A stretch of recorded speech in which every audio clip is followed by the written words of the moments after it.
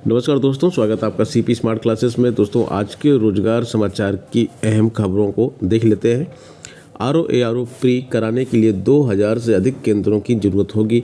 पिछली बार प्रदेश के 2387 केंद्रों में आयोजित की गई थी प्रारंभिक परीक्षा। केंद्र निर्धारण नीति का पालन करते हुए केंद्रों की व्यवस्था कर पाना एक बड़ी चुनौती है। पिछली बार जो है केंद्र निर्धारण नीति नहीं थी, लेकिन इस बार केंद्र निर्धारण की नीति जो बनाई गई है उसको जो है फॉलो करना है और उसके साथ ही एक दिन में ये परीक्षा करानी है।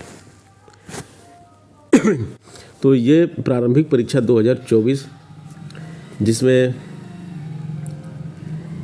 जो है काफ़ी ज़्यादा छात्र इस समय पंजीकृत हैं, इसको करा पाना सरकार के लिए, आयोग के लिए एक बड़ी चुनौती है। अगर हम पीसीएस 2024 की परीक्षा का देखें, जिसके लिए पंजीकृत थे 5,76,154, उसके लिए 1331 केंद्रों की व्यवस्था की गई थी। 5 लाख अभ्यर्थियों के लिए 1331 केंद्रों की व्यवस्था की गई थी और आरओ की परीक्षा कराने के लिए 10,76,000 अभ्यर्थी पंजीकृत हैं। तो इनके लिए जो केंद्रों की व्यवस्था की जाएगी वो जस्ट इसके डबल होगी, क्योंकि 1331 केंद्रों पर यह परीक्षा नहीं हो पाएगी और 1331 केंद्र भी सरकार ने आयोग ने बड़ी मुश्किल से अरेंज किए थे। 7 विभागों में 36 पदों पर भर्ती के लिए आज से आवेदन उत्तर प्रदेश लोक सेवा आयोग में शुरू हो गए हैं। ऑनलाइन आवेदन शुरू किया गया है। आवास एवं शहरी नियोजन विभाग है। सहायक वास्तुविद के 2 पद हैं यहाँ पे। मत्स्य विभाग में सहायक निदेशक मत्स्य के 7 पद हैं।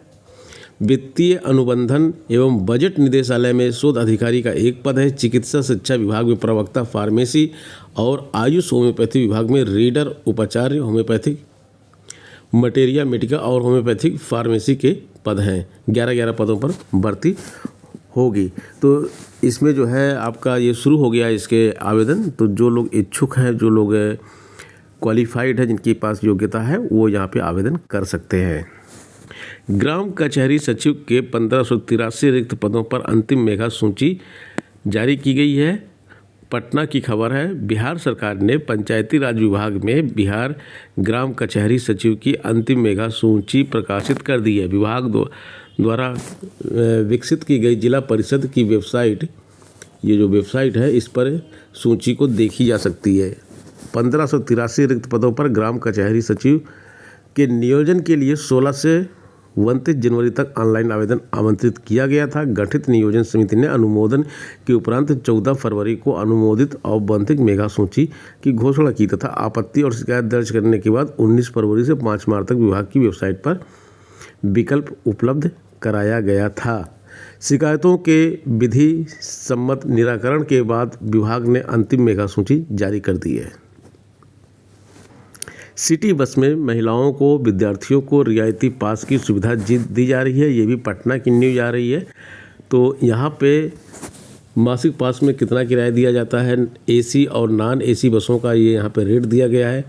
सामान्य को नॉन एसी में 600, महिला को 550, ट्रांसजेंडर को 550, छात्र को 500, छात्रा को 450। तो ये यहाँ पे नॉन एसी का मासिक किराया है और ये एसी का मासिक किराया है। एक दिन का पास के 25 रुपये नॉन एसी में है और एसी में ये सुविधा नहीं है। CUT की परीक्षा में एक बड़ा चेंज हुआ है। 3 कोर्स में एक साथ प्रवेश का विकल्प यहाँ पे दिया गया है और ये न्यूज़ उन छात्रों के लिए अच्छी है जो चाहते हैं कि बैचलर ऑफ परफॉर्मिंग आर्ट में कोर्स करना चाहते हैं। Bachelor of fine BFA, BFA और BPA, BA, ध्यान दीजिएगा। इन तीनों में आप एक फॉर्म भर के कर सकते हैं कोर्स। अगर आपने ये CUT का फॉर्म भरा तो आपको BA में भी एडमिशन ले सकते हैं, BFA में भी एडमिशन ले सकते हैं, BPA में भी ले सकते हैं। BFA bachelor of fine art है, BFA bachelor in performing art, ये म्यूजिक का होता है, ये आर्ट का होता है। कल मैंने जो वीडियो अपलोड किया कि म्यूजिक और आर्ट के लिए अब डिप्लोमा कोर्सेस की वैल्यू धीरे धीरे ख़त्म हो रही है, उनको बैचलर कोर्स करना ही करना है। तो जो छात्र म्यूजिक और आर्ट के हैं, जिन्होंने बैचलर कोर्स नहीं किया है और वो कोर्स करने के इच्छुक हैं, तो उनके लिए CUET का यह नया नियम बहुत ही अच्छा आया हुआ है। CUET का फॉर्म भर कर किसी विश्वविद्यालय में प्रवेश लेकर ये कोर्स कर डालें, उनके लिए अच्छा रहेगा। तो इसमें जो लिखा गया है वो हम बता देते हैं आपको, बाकी मेन चीज़ तो हमने बता ही दी। इलाहाबाद विश्वविद्यालय एवं इसके संगठक कॉलेजों में स्नातक पाठ्यक्रमों में common university entrance test CUET के जरिए प्रवेश होगा। इस बार खास बात यह है कि CUET देने वाले विद्यार्थियों को 3 पाठ्यक्रमों में प्रवेश का विकल्प मिलेगा, चाहे उन्होंने CUET किसी भी ऐच्छिक विषय डोमेन से दिया हो। CUET की परीक्षा आप किसी भी डोमेन से दे देंगे, कोई भी ऐच्छिक विषय दे देंगे, लेकिन आपको प्रवेश इन तीनों में से किसी में भी मिल जाएगा। यही खास बात है इस बार की। विद्यार्थी BA LLB BFA और BPM में प्रवेश ले सकते हैं। जैसे BA LLB में अगर आपको प्रवेश लेना है तो आपका बैकग्राउंड जो होना चाहिए था, पहले जो होता था विधि का होना चाहिए था, लेकिन अब कोई ज़रूरत इसकी नहीं है। BFA फाइन आर्ट और BPA में दाखिले के लिए संगीत विषय अनिवार्य था, लेकिन अब इलाहाबाद विश्वविद्यालय ने अनिवार्य विषयों को समाप्त कर दिया है। जिन छात्रों को इन पाठ्यक्रमों में प्रवेश लेना है आसानी से हो जाएगा। यानी कि 12th में अगर आपने कला विषय पढ़ा है तभी आप इसमें जो है एडमिशन ले सकते थे BFA में। 12th में अगर आपने संगीत विषय पढ़ा है तभी आप BPA में एडमिशन ले सकते थे, लेकिन अब ये अनिवार्यता समाप्त हो गई है। आपने 12वीं में संगीत नहीं पढ़ा है तब भी आप इसमें एडमिशन ले सकते हैं। BPA में फाइन आर्ट में एडमिशन ले सकते हैं, BFA में एडमिशन ले सकते हैं।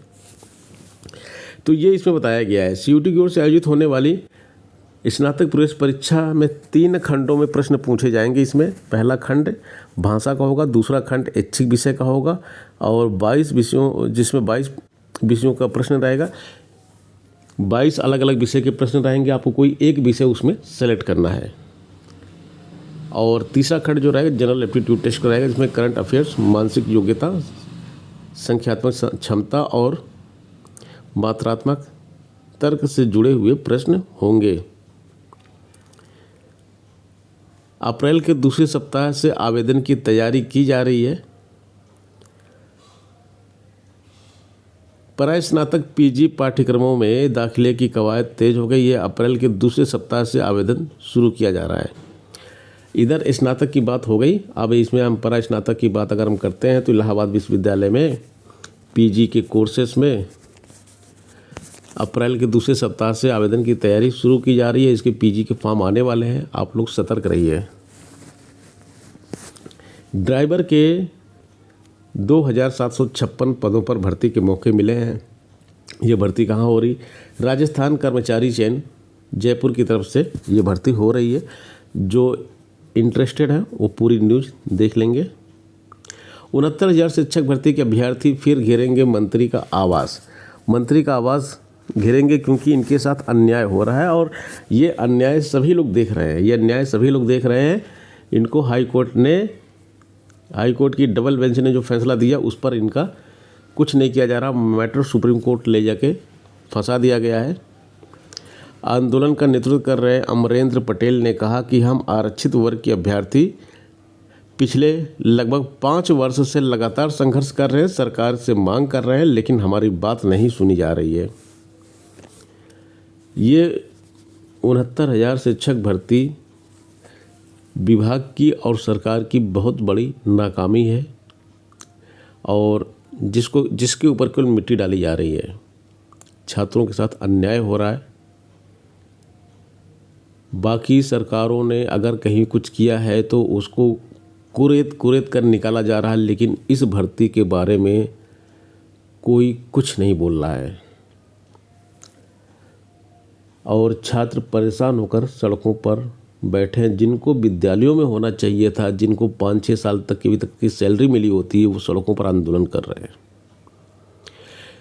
दोस्तों, इन्हीं खबरों के साथ आज का ये वीडियो समाप्त होता है। मिलते हैं नेक्स्ट वीडियो में कुछ नई अपडेट, कुछ नई खबर के साथ। बने रहें आप CP स्मार्ट क्लासेस के साथ। धन्यवाद।